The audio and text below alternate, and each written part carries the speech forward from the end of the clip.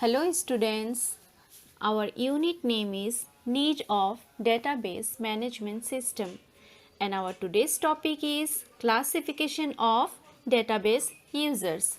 So let's move to the next slide to know about the classification of database users.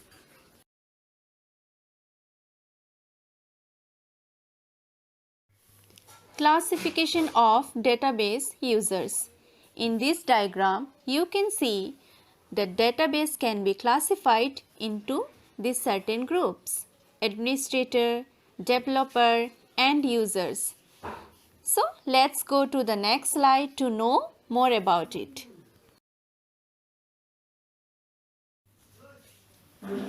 Database users. So before we start, we should know what is database users. The people who are accessing or working with the database are called database users and administrators. We know that the primary aim of DBMS is to store the data or information, which you have already discussed in our last classes. So, database administrator. In short, you can say DBA. DBA can a single person or a group of person. DBA has central control over both data and applications program. DBA is responsible for everything that is related to database.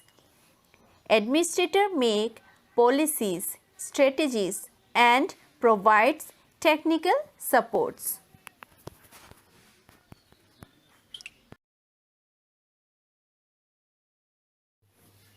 Developer. The name itself shows that one who is developing database. Developers also called database programmer. Developer refers to the group of people who works on the design of the database.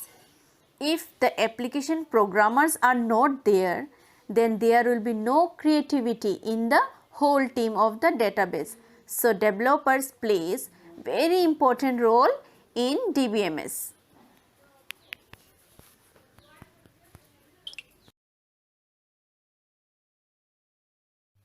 End users. End users are those who can access the database from the terminal ends. They are using the application without having any knowledge about the design and the working of database. So basically their main motive is to just to get the desired results whatever the task is given to them.